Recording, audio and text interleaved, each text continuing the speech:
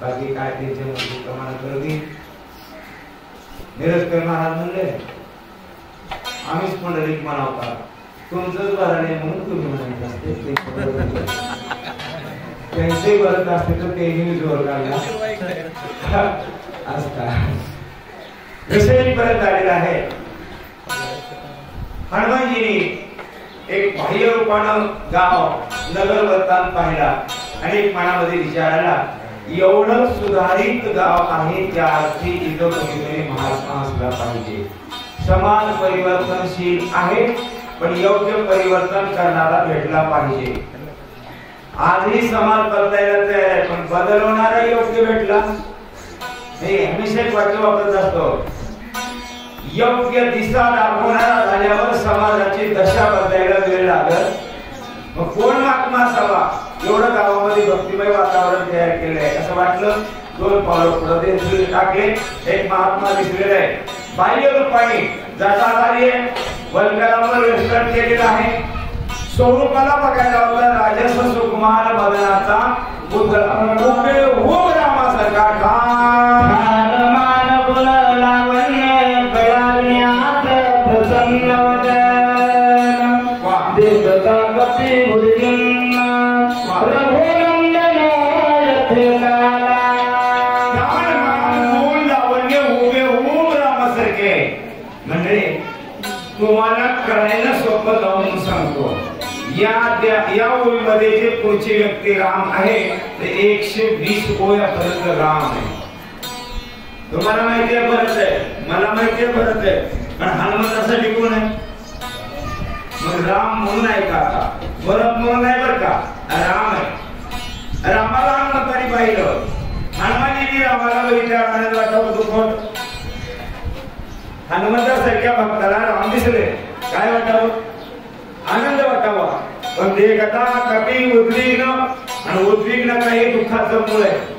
पहिल्या उद्वेग दुःखाची केवळ आणि उद्वेग वाटणं दुःख वाटणं कारण एकच आहे माणूस दिसावा तिथं दिसला तर आनंद वाटतंय आणि नको तिथं दिसला तर दुःख वाटतंय म्हणून दुःख वाटलं. जरी राग आला असला तरी गुरु म्हणून पहिलं काम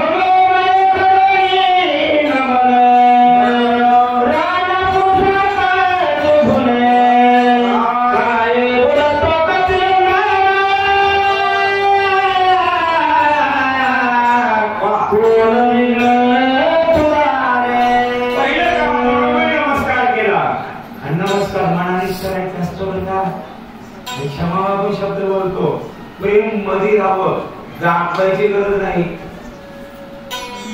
प्रेम दाखवणारे बरेच आहेत पण मध्ये नसतंय. प्रेम मध्ये राहावं देवाला मधलं प्रेम कळतंय दाखवायची गरजच नाही. अंतरीची घेतो गोडी आणि बाहेर जोडी मनोमय नमस्कार केला आणि वरून राग राग राम समजून बोलायला लागले.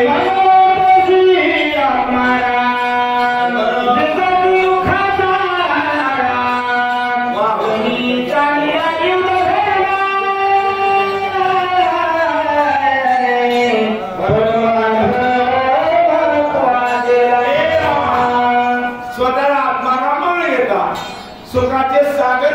देता पण दिससी दुःखाचा आराम. थोडासा चिंतन करा. खरंच सांगावं मला देव देव करणाऱ्याचं बरं होतंय का वाटोळा होतंय? देव देव रात्र देव देव करायला काय होतंय त्याचं? बरोबर. म्हणून तुम्हाला सांगतो इथून पुढे शक्यतो देव देव करू. मी जबाबदारी करतो नाही. आपल्या जीवनाच्या सुधारणेच्या दोन बाजू. एक आत्मिक सुधारणा आणि एक भौतिक सुधारणा. देवदेव केल्यानं भौतिक सुधारणा होत नाही. आपण देवाचं नाव घेतो म्हणजे आपल्याला दोन चार नाण्या होते ना अशी संकल्पना ठेवून देवाचं नाव घेऊ नका. आणि घेतला तर तुम्हाला फायदा होणार नाही. कारण भौतिक सुखासाठी देवाचं नाव घेण्यासाठी योग्य आहे. दिससी दुःखाचा. म्हणून युद्ध धर्म सोडून दिलो आणि इथं येऊन थांबला. राग राग बोलायला लागले. कसं वाटालंय?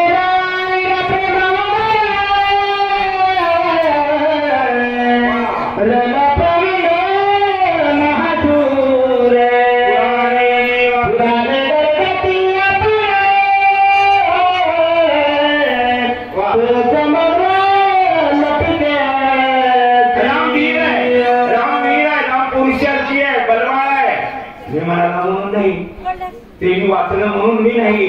18ही पुराण पण सगळे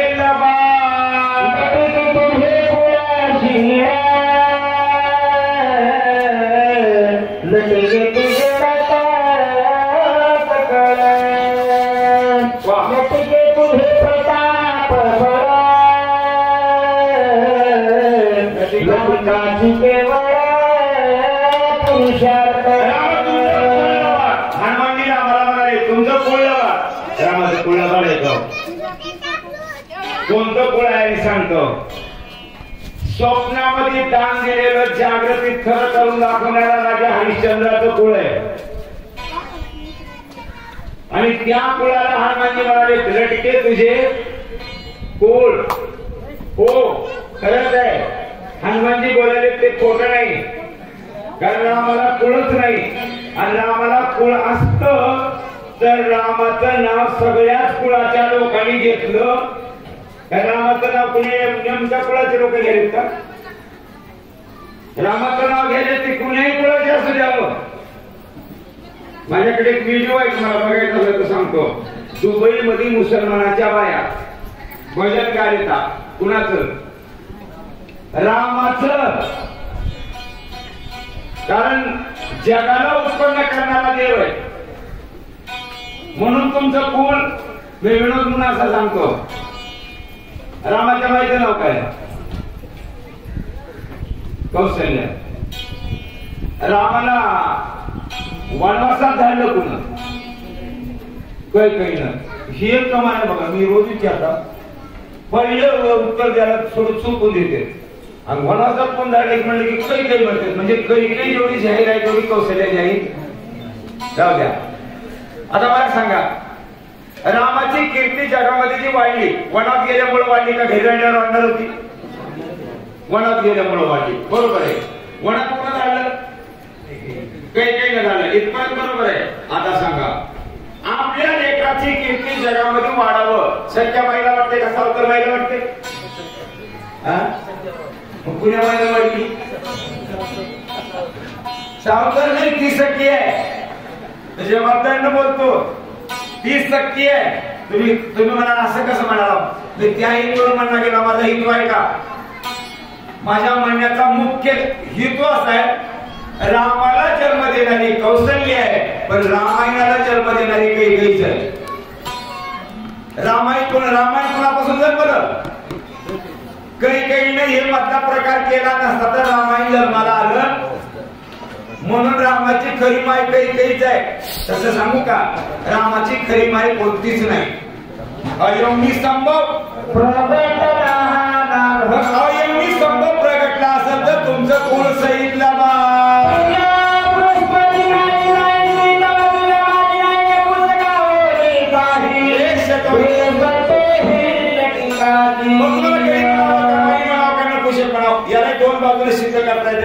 पहिली बाजू आहे का, गडी जन्माला आला असला तरी तुमच्यापासूनच, बाई जन्मली तरी तुमच्यापासूनच, अन्नपुषक जन्माला तरी तुमच्यापासूनच. मम या अंश जिगे लोक हे सगळं जग तुमच्यापासून जन्माला आले.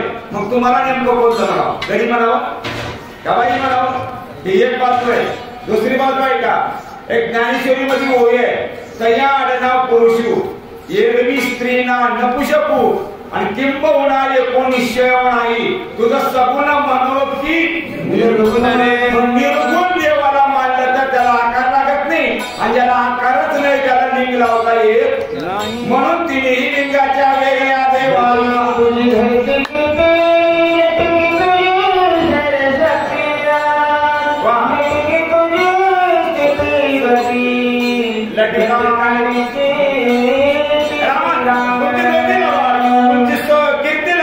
तुमचं नाही मुळा सकट तुम्ही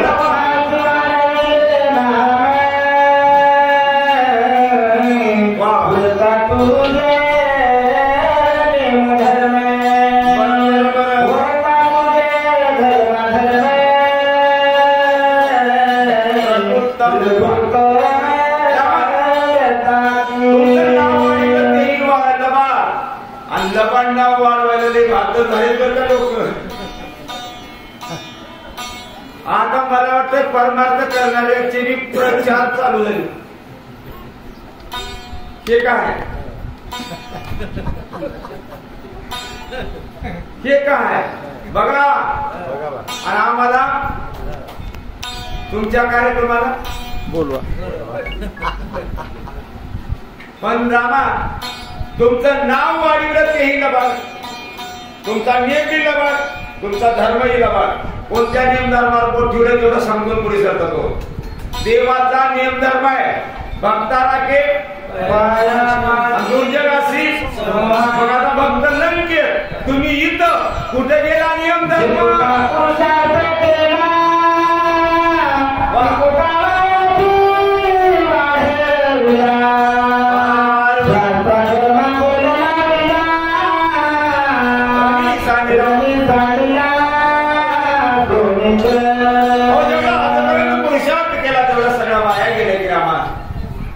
मी हमेशा बोलून जातो बरं का.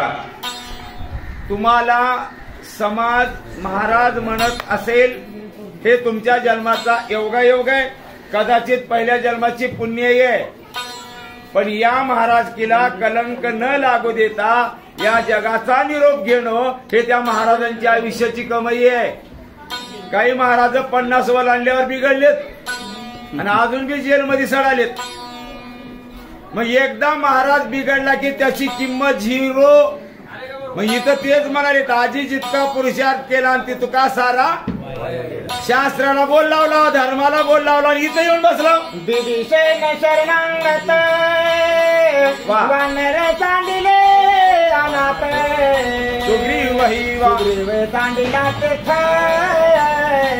रावणे घात रामा शरणांगत विभीषणाला सोडून देऊन आलो, सुग्रीवाला सोडून देऊन आलो, तरी आमचं काही म्हणणं नाही बरं का. कारण सांगतो, दोघांच्याही भक्तीला अपेक्षेचा वास आहे. एकानं राज्य मिळवलंय आणि एकानं वशिका, पण वानर सोडले अनाथ काय मागितलं होतो असं कुठे रामायणात तुम्ही सापडले का तुम्हाला? की एका वानराने म्हणाले होते, रामा आम्ही युद्धात येऊ, रावणाच्या बाणाला आम्ही जर गेलो तर घरी आल्याबरोबर बायकोच्या नावानं पेट्रोल पंप देऊ, काय म्हणले होते का? मग संसाराच्या नावे घालून या. मग अशा वानराला अनाथासारखं सोडून देऊन बोलणार कसं वाटाले?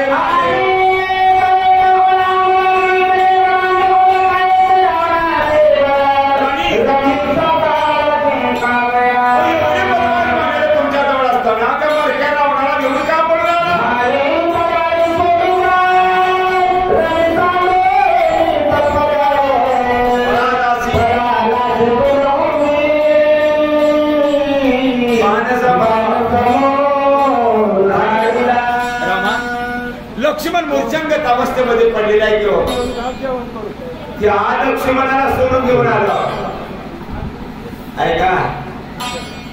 परत आता तुमचे सांगायला तर सांगावं लागेल, सांगतो आहे का? रामासाठी लक्ष्मण वनवासात गेले का लक्ष्मणासाठी राम वनवासात गेले? रामासाठी लक्ष्मण वनवासात गेले, बरोबर आहे. रामायणाच्या पुढात गेलो आणि चिंतनीय रामायण जर तुम्ही अभ्यास केला तर माझं स्पष्ट उत्तर आहे, रामासाठी लक्ष्मण वनवासात गेले नाही, लक्ष्मणासाठी राम वनवासात गेले. थोडं जबाबदारीने बोलतो आणि दिशा सांगतो, पटलं तर स्वीकारा, नाही पटलं तर आमच्या दुकानला पाठी आहे, तुम्हाला न पटलेला माल परत घेतला दे. आहे का? लक्ष्मणाचा अवतार कोणाचा आहे? शेषाचा आहे. शेषाच्या डोक्यावर पृथ्वी आहे आणि पृथ्वीला झाले पापाचं आणि ते ओझ कमी करण्यासाठी तरी रामाने अवतार धरलाय. म्हणजे ओझ कुणाचं कमी करायचंय? शेषाचं. शेष म्हणजेच मग लक्ष्मणासाठी मनात गेलेत का? त्याच्या डोक्यावरल्या पापाचं ओझ कमी करण्यासाठी तर मनात गेलेत का नाही? मग ज्याच्यासाठी मनात गेला त्या लक्ष्मणाला सोडून देऊन इथं पळून आला, कसं वाटायला म्हणाले?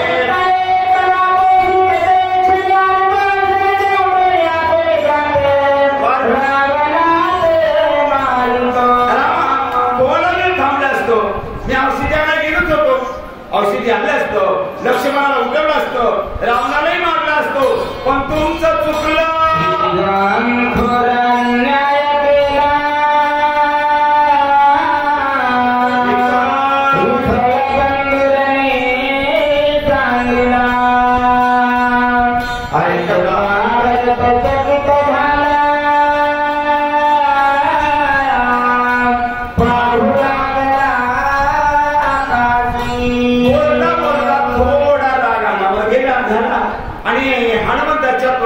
शब्द गेला, श्रीरामा थोर अन्याय केला. एवढा शब्द कानावर पडला की आता भरताना डोळे उघडले. कारणी सांगतो डोळे उघडायचं, माझा राम कुणावर अन्याय करत नाही. मी जबाबदारीने सांगतो, देव कुणावरही अन्याय करत नाही. मी असं सोपं सांगू का? देव कुणाचं चांगलंही करत नाही, देव कुणाचं वाईटही करत नाही. देवाने आपलं चांगलं करावं का वाईट करावं तुमच्या हातात आहे. ऐकायला तेवढ्याला इशारा करतो मी, तुमच्या हातात आहे. मी महाराजांचं प्रमाण सांगून कोणी सरतो, जैसे ज्याचे कर्म तैसे फळ देतो रे. मग राम जर कोणावर अन्याय करत नाही तर रामाला अन्याय म्हणणारा बाबा कोण असेल?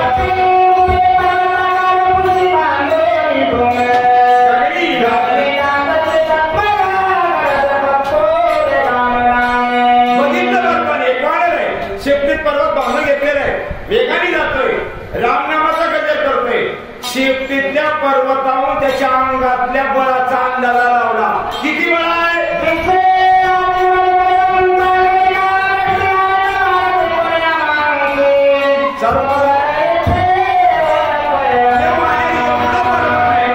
बघा चिन्ह कसं आहे, एवढं बलवान आहे की या वानेराला खाली आणण्याची ताकद मी पाठवलेल्या बाणात नाही. हे वानेर माझ्या बाणामुळे खाली आलेलं नाही. कशामुळे आले? बाणावरल्या नावामुळे आले. नाव कुणाचं आहे? रामाचं आहे. मग राम नावाने खाली आले तेव्हा हे वानेर कोण असेल?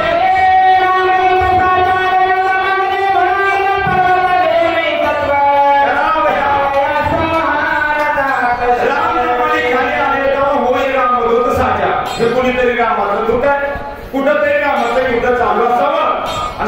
आणि गमत सांगू का, एकदा अनुमान प्रमाण काढलाय, अर्धा बरोबर आहे, अर्धा चुकलाय. अर्धा चुकलाय कारण या संवादात तसे कुणाचा संवाद करायला वगैरे नाही. आणि अनुमान चुकला म्हणूनच रामायण घडलंय. थोडं मागे येऊ का मी तुम्हाला? थोडं मागे येतो, ऐका. उद्या रामाचा राज्याभिषेक, आज संध्याकाळी काही गोंधळ घातला. राजा दशरथ राजा आले आणि तिला विचारलं काय झालं, काय झालं? का रुसलेस? आणि या जगात रुसू नका बरं का, नका कुणावर रुसू, नका बोला धरून बसू, सदा चेहऱ्यावर राहू द्या हसू. कारण दोन घटिकेचं आपलं जीवन आहे. आज आपण हसू तर कदाचित उद्या का रुसलेस तू? तिला सांगितलं माझे 2 वर तुमच्याकडे मला पाहिजे. दशरथ राजाने विचार केला, बाई मागाले, मागून मागून काय मागते? 2 तोळे. बाई काय मागणार आहे? मागून मागून 2 तोळे सोनं. आपण 2 किलो देऊ शकतो. हा चोरी केले, माग काय पाहिजे ते माग. असा विचार करायला पाहिजे का नाही बापू? उद्या रामाचा राज्याभिषेक असताना आजच काम आलेले. मागणारी कोण आहे? एका राजाची लेक आहे, एका राजाची बायको आहे आणि एका राजपुत्राची आई आहे.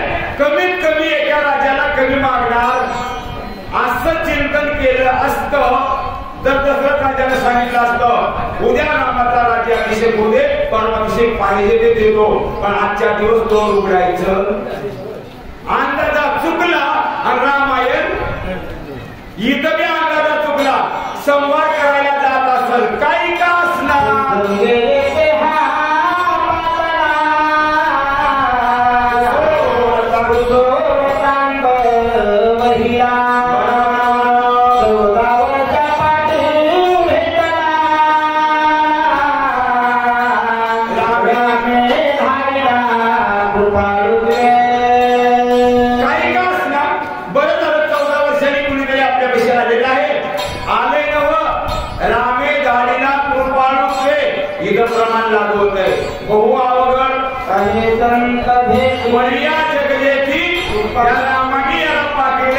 कारण रामाच्या अंगात काही गुण आहेत. कोणते कोणते?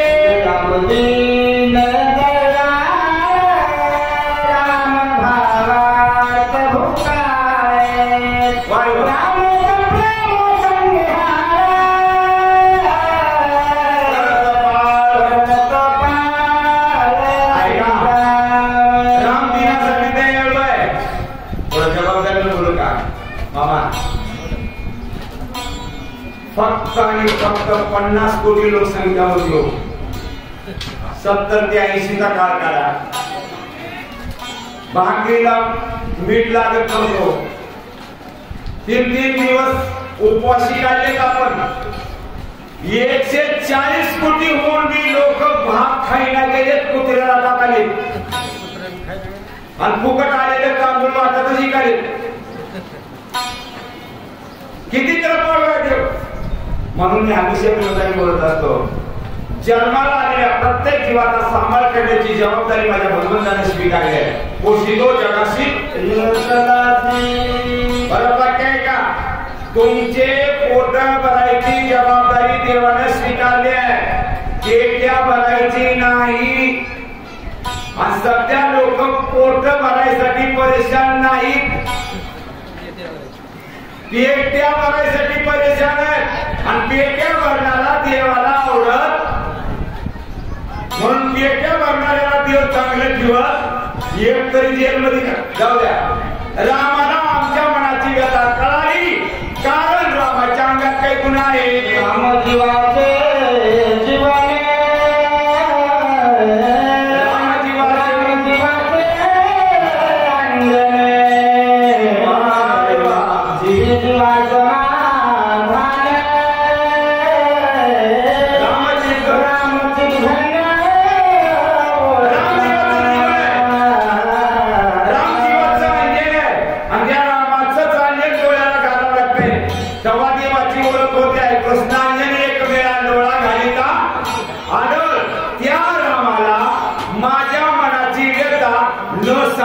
कळाली बाबा. कोणती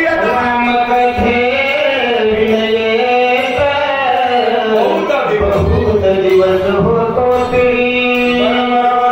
कृपा करुणी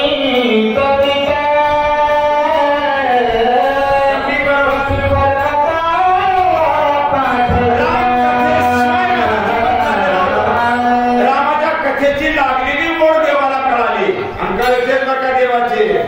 आणि मी विनोदाने बोलून जातो, तुमचं हृदय कसं चालतंय देव सांगू शकतो, डॉक्टर सांगू शकतो. तुमचं हृदय कसं चालतंय डॉक्टर सांगू शकतो, पण तुमच्या हृदयात पोती ऐकायला बसून काय चाललंय डॉक्टरच्या बापाला कळत. त्याला ओळखणारा एकच बाबा आहे, त्या बाबाला माझी व्यथा कळाली म्हणून या वाण्याला पाठवले.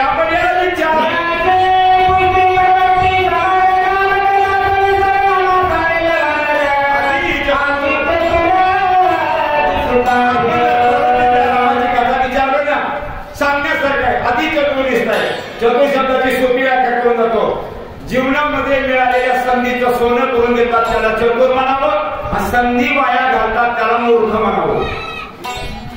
बरोबर आहे. आता ऐकायला तेवढ्याला एक संधी मिळाली आहे. माझं वाक्य ऐका पुढचं. जेवढ्या तुमच्या कानावर शब्द पडालाय तेवढ्या लोकांना एक संधी मिळाली आहे.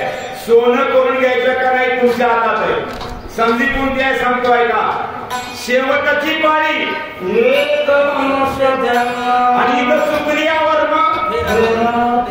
मग माणसाचा जन्म मिळाल्यावर आमचं पहिलं काम कोणतं, काय केलं पाहिजे. महाराजांच्या शब्दामध्ये सांगतो, एकच काम करा. आपुला तो एक एवढं करून घिना केलं की वळकाव जन्मा किंवा जन्मा एवढी काय केले आणि मुद्दलची गमाविले. म्हणून आलेली संधी सोनं करणार आहे, चतुर आहे. आपण याला विचारू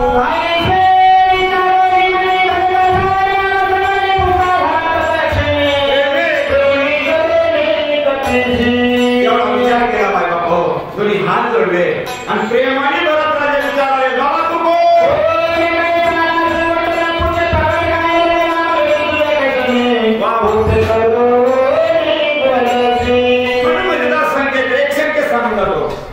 माणसाला कधी देव दिसला नाही भेटला नाही. तुझी रामाची भेट कशी झाली.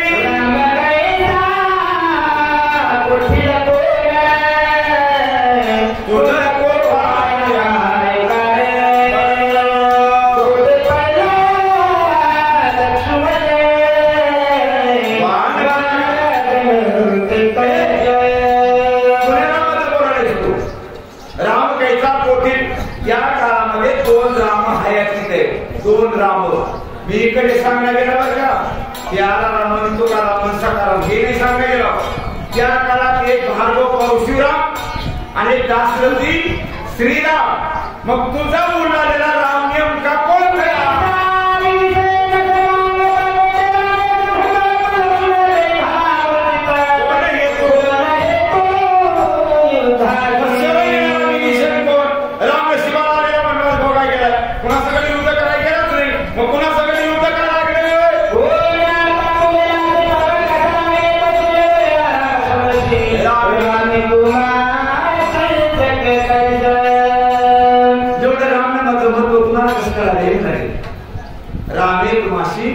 शक्य कैसे.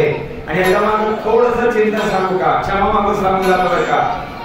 माणसासारख्या माणसाला संतासारख्या संतांनी 2-3 पद्धतीने विनंती करून देवाचं नाव घ्या. मध्ये 2-3 पद्धतीनं. पहिली पद्धत सांगू का, जोडून हात विनंती करतो तुम्हाला, पाया पडून सांगतो तुम्ही वासुदेव वासुदेव मला पाया पडून देवाचं नाव घेण्या गेल्यावर थोडा राग आला.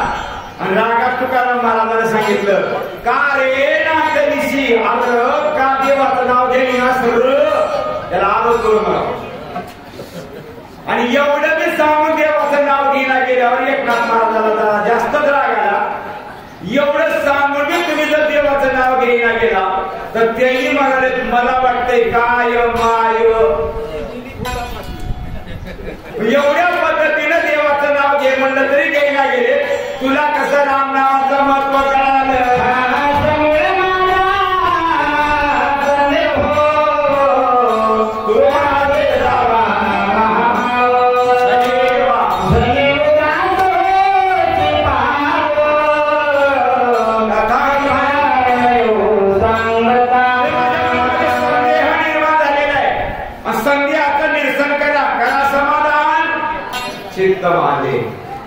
माझ्या चित्ताचं समाधान करा, रामाची कथा सांगा आणि मग पुढे जा तुमच्या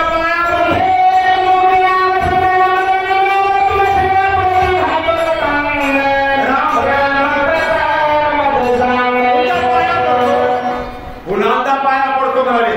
आणि दोनदा पाया पडण्याचे 2 कारण आहेत बरं का. पहिलं पाया पडण्याचं कारण आहे, तुझ्या तोंडात देवाचं नाव आहे म्हणून पाया पडाला.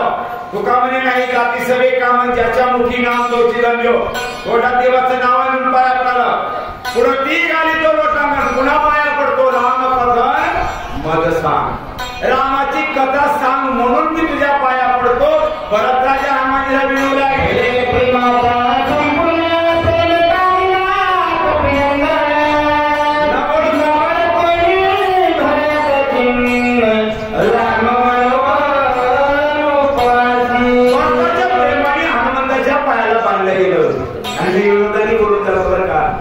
पुढच्याकडून काही काढून घ्यायचं असलं तर त्याला जरा प्रेमाने जिंका. गौतम बुद्धांचे वाक्य सांगतो मी तुम्हाला.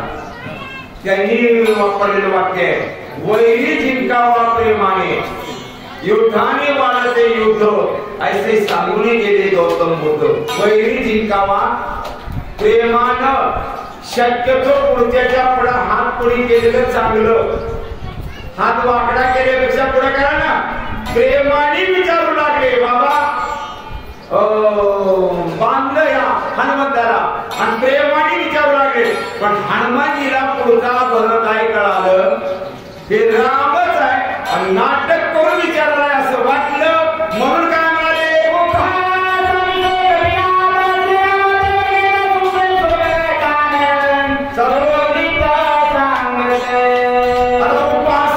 उपासनेचं बोलणं वेगळं असतं बरं का.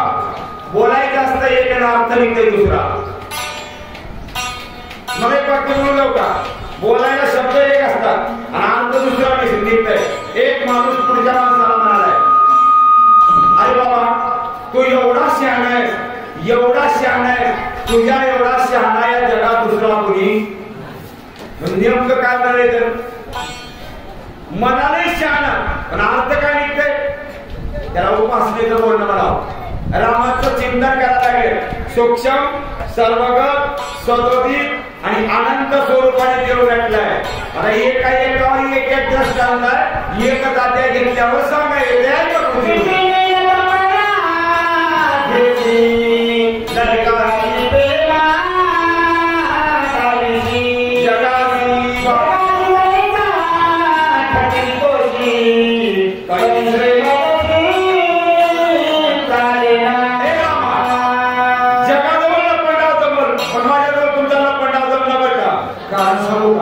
तुमच्यापेक्षा 4 वर्षांनी मोठा होतो. हनुमानजी मोठे 4 वर्षांनी नाही, 6 दिवसांनी धाकटे. ते नवमीचे आणि ते पौर्णिमेचे. मग मी मोठे का म्हणाला, एक त्याच्या मागणी भूमिका सांगतो म्हणजे लक्षात येईल. रामाचा अवतार 7वा आहे, बरोबर. हनुमानजी किती रुद्र म्हणजे 7 आणि 4 11. म्हणजे तुमच्यापेक्षा 4 जन्म आगाव घेतला. माझ्या जवळ पण नाव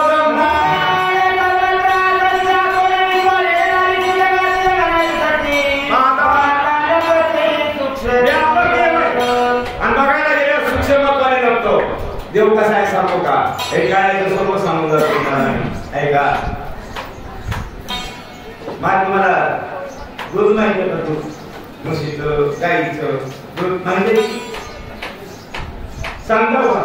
दूध किती दिवस राहते, काढल्यापासून दूध किती दिवस राहते. एकच दिवस किंवा फ्रीज मध्ये ठेवलं तर 2 दिवस. नाही तर खरं दुधाचा विषय किती आहे, एकच दिवसाचं. आता ऐका, त्या दुधाचं जर दही केलं तर 3-4 दिवस राहते. त्या दह्याचं घुसळण करून मधून जर लोणी काढलं तर अंगावर राहते.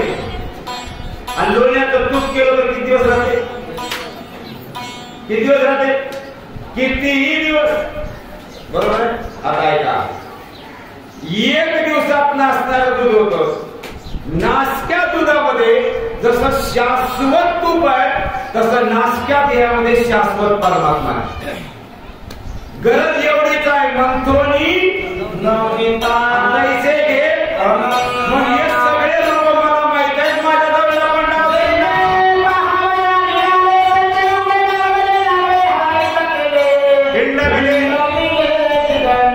जे देव बघायला गेले ते 10 दिशानं फिरले बाबा. कसे कसे गेले,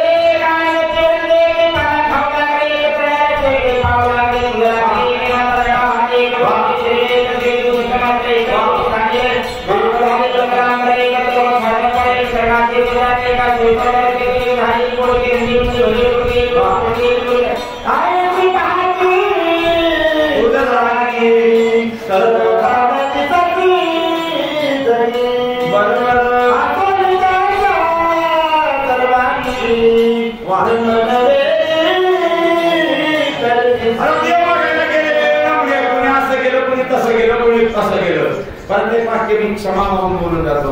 ऐका, ज्यांच्याकडे देवानं बघितलंय ते लोक देवाकडे बघायला तयार नाही, आणि ज्यांच्याकडे देवानं बघितलं नाही तेवढेच लोक देवाकडे बघायला. अजून सोबत कोण सांगू का, लाख रुपये पगारी उचलणारे लोक एकादशी धरत नाही. तो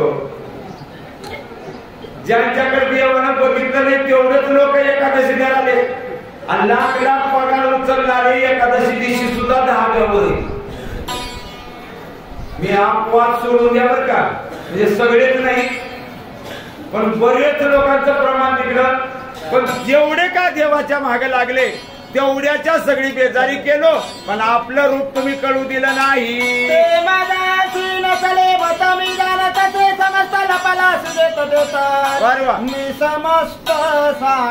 कुठं कुठं लपता, कुठं कुठं लपला, सगळे जागे मला माहित आहे. म्हणजे कुठं कुठं लपला, आता पाणी होऊन हे कोणाशी कोणाची लक्षणा. आपल्याला जग दिसतंय डोळ्यानी, डोळे आपले, डोळ्यातली दृष्टी आपली आहे का? किंवा छातीवर माझे डोळे आहेत म्हणून, डोळे तुमचे आहेत पण दृष्टी तुमची नाही. देखवी ऐकवी एक नारायण. मग डोळ्यातली दृष्टी म्हणजे ईश्वराचं एक स्वरूप आहे. ही अवघड जागा सांगतो. आता उघड आहे का, कुठं कुठे गेला,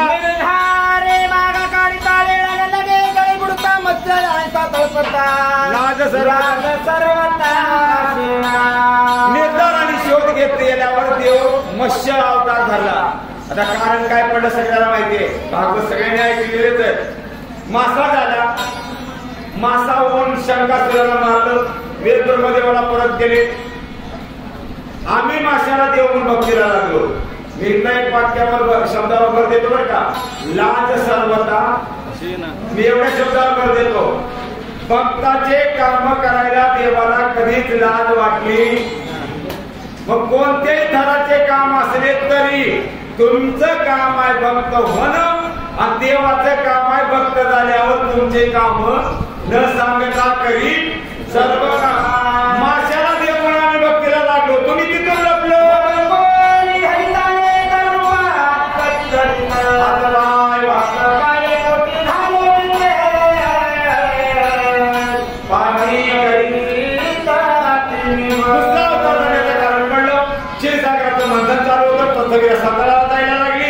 देवानी कासवाचं उतरलं आणि मांडार पर्वत आपल्या पाठीवर झेलला. आम्ही देवाला वैर केलं कधी,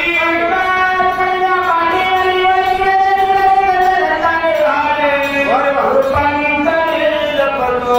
पाठीवर पडला तरी देव कासवाला गेला. आम्ही वैर केले, कासवाला वैर देव आहे. मी पाठीवरून जाऊ का, देवाला रूप बदलता येतात पण गुण सोडता येत. आम्ही कुणावर वैर केलं, हे कासवाला देव आहे. तुम्ही तिथून लपलो, कुठे गेलो,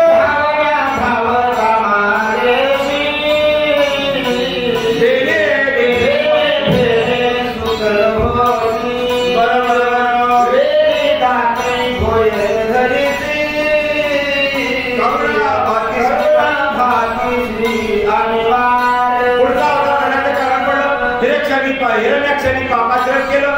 पृथ्वी नरकात घेऊन चालला. देवानी बरा वेश धरला, हिरण्याक्षाला मारलं, पृथ्वी जागेवर धरली. आम्ही बोल केले हे डुक्कर नदी देव आहे.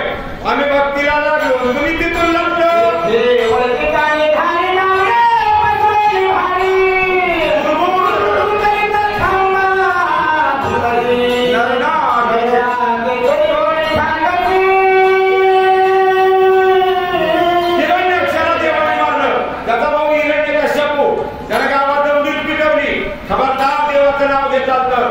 ज्ञानेश्वरीमध्ये माऊली लिहून जातात बरं का, नाव घेऊन येते देवाचे ऐसे प्रीत हिरण्यकशिपूचे, जास्तही तुमचे नाव रुचे नारदा. अशी होई.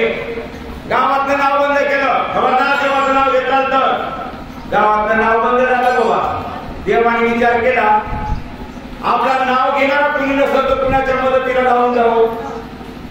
एखादी तर नाव घेणारा राहू, तर गावात जर म्हणत एका भावाचं दे ना, ह्याच्याच पुढे जर म्हणत मारायचं नाही वाटलं म्हणून त्याच्या पुढे पानाचा जन्म.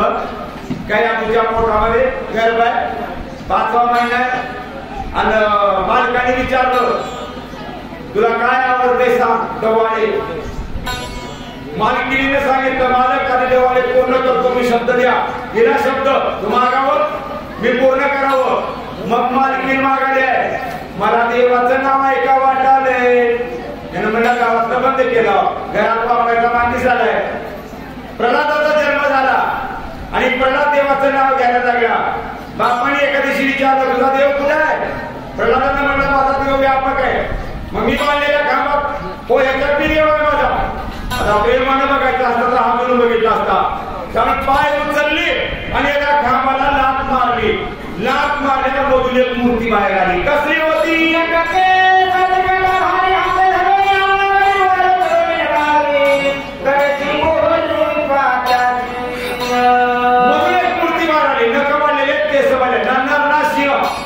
एवढं सांगू का मला. चला बरं सांगू का. जोड अवतार झालाय. धरण्याचं कारण जोड आहे. खांबात देव आहे म्हणणारा प्रल्हाद, प्रल्हादासाठी न आणि बघायला हिरण्यकशिपूसाठी शिव असा नरसिंहाचा अवतार झाला. हिरण्याक्षाला मारलो आम्ही देव भक्तीला लागलो. तुम्ही तिथून लपलो.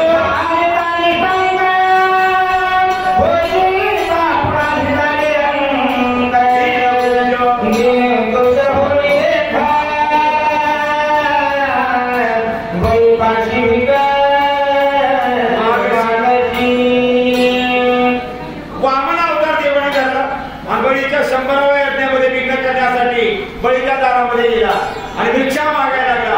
पण बळीराजाने बघितल्याबरोबर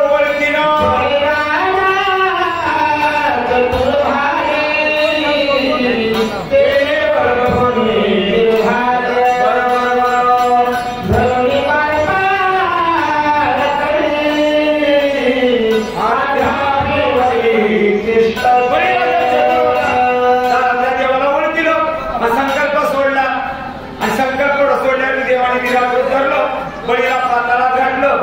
बळी पाताळात म्हणून देवा भक्तांची वारी पाताळात लागली. तुम्ही तिथून लपलो.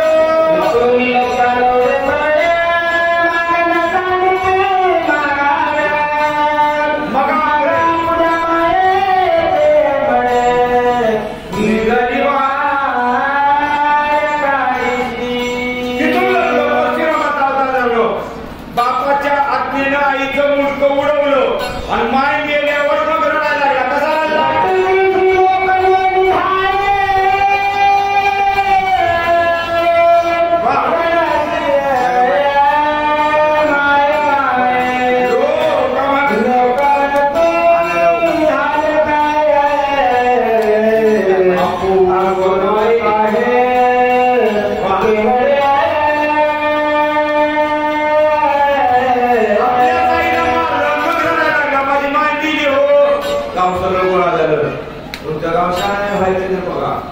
कालपासून उद्या शक्ती आपण सांगायला ते एवढी माणसं जमले. आता इथं कुणीतरी 5 पत्रिकाला काढावं. अजून एवढे जमाना होईना येतं मला विचार. लोक जमा झाले. विचारलं कारण तोच रे. यानं म्हणला तुम्हाला गोळा करायसाठी रडलं हो माझी माय मिले मिल्या का मारले मला कोण मारलं मी मारला मला मारून रडाव का. त्यासाठी रडला गेला. तुमच्या साक्षीने उपयोग झाला म्हणलं. बापाच्या आज्ञेनं आईचं मुंडकं धड जोडलं. आईला जिवंत केलं. आम्ही ओळखलो नव्हे सामान्याचा महिमा झाली बोलायची. हे देव म्हणून भक्तीला लागलो. तुम्ही तिथून लपलो. आता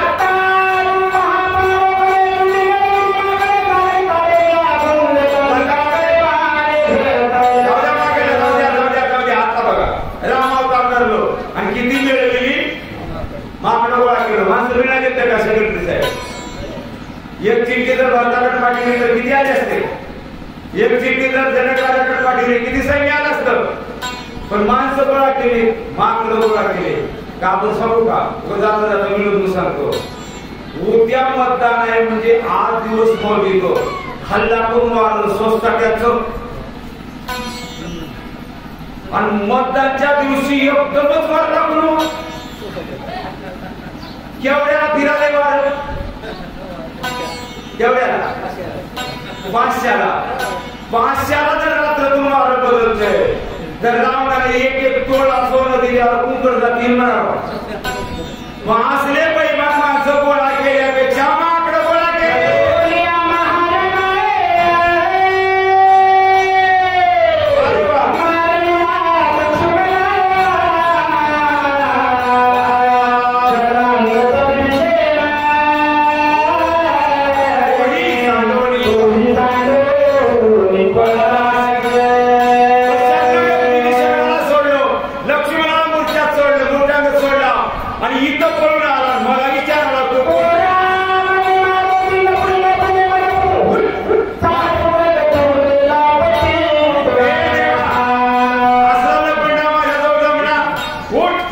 उर्मिलेचा पती लक्ष्मण त्याला उठवायचंय. उर्मिलेचं नाव काय इथं आले? कुणी 14 वर्षाचे किती शिरवाले कुण्या रामायणाचा मला माहिती नाही, पण उर्मिलेचं नाव घेण्याच्या मागणी भूमिका सांगतो मी. रामाच्या सेवेसाठी लक्ष्मणजी निघाल्यावर लक्ष्मणाला रामाने पहिले सांगितलंय, तुझ्या शरीरावर तुझा पूर्ण अधिकार राहिला नाही, अर्धांगिनी आधी उर्मिलेची परवानगी काढ. लक्ष्मणजी गेले आणि उर्मिलेला म्हणले, उर्मिला रामाच्या सेवेला मी वनवासात चाललो, तुझं म्हणणं काय? तिने म्हणे खुशालला 14 वर्षी सेवा करा आणि 7 वर्षाचं पुण्य मला. लक्ष्मणजी निघाले, पण उर्मिले अंतरात्मा रामाला पुढे केलं आणि आम्हाला सांगितलं, रामा तुमच्या सेवेसाठी माझ्या पतीला मी पाठवाले हो, इथं माझं कर्तव्य संपलंय, पण माझा जसा पती नेला तसा परत आणून द्यायची जबाबदारी तुमची आहे. आता जर उद्या तुम्ही अयोध्येत गेलो, कारण पुढचे राम आहेत बरं का, ते ध्यानात आहे तुमच्या. आता जर उद्या अयोध्येत गेलो आणि उर्मिला येऊन पाया पडून जर विचारली माझे मालक कुठे आहेत, तिच्या पुढे ताठ मानानं उभं राहायचं असेल तर उठ चालेल शीघ्र व्यक्ती उर्मिलापती, म्हणजे उर्मिलेचं ऋण तुझ्या अंगावर आहे दाखवायला नाव घेतले, तुझ्या जिंदगीसाठी नाही.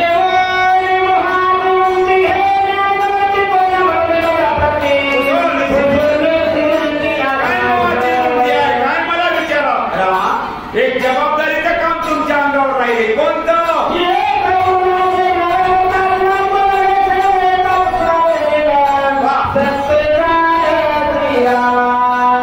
एक रावण मुलं आहे, त्याला मला किती वेळ लागायचंय, येईना येतो शब्दात बांधून येईल म्हणजे.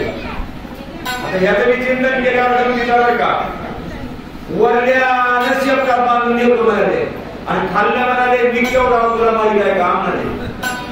वरल्याने विचारलं सांगा तरी केवढी आहो, मग खाल्ल्याने सांगितलं अनंत ब्रह्मांड जयाचे एवढा आहो म्हणले. हनुमानजी म्हणले तुम्ही केवढे करायला, माझं शिपूट केवढा आहे तुम्हाला माहित आहे का? पहिले विचारले सांग तरी केवढा, मग वरल्याने सांगितलं कवळी ब्रह्मांड जो जेवढं मोठं झाला तेवढं शेपटात वाढीतो मागून घेऊन जातो.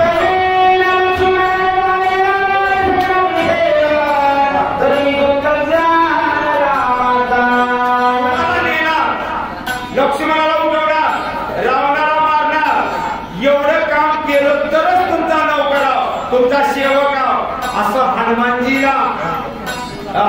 राग राम सोबत हाताला बोलायला लागले.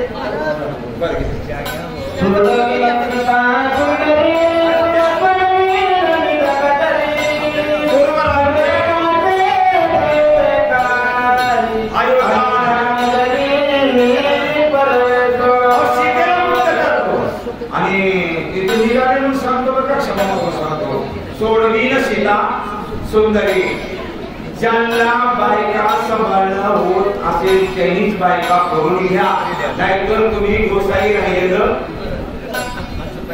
सांभाळणं होत तिथं कशाला करून घेतलं. तुकामध्ये नाही राखावयाची चाल तरी का निघाल करून घेतो.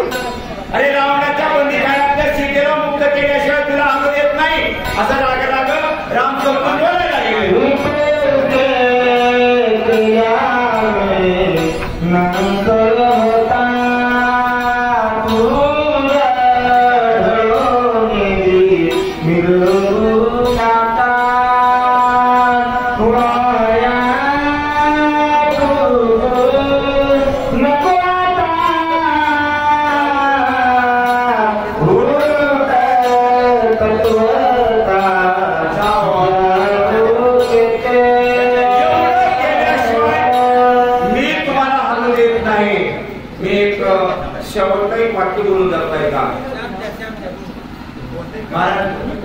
महाकालिक मी विद्वान माणसाच्या एक चिंतन ऐकलं, स्वर्गामध्ये राहणाऱ्या देवाचा देव पवित्रही असतो, स्वच्छही असतो.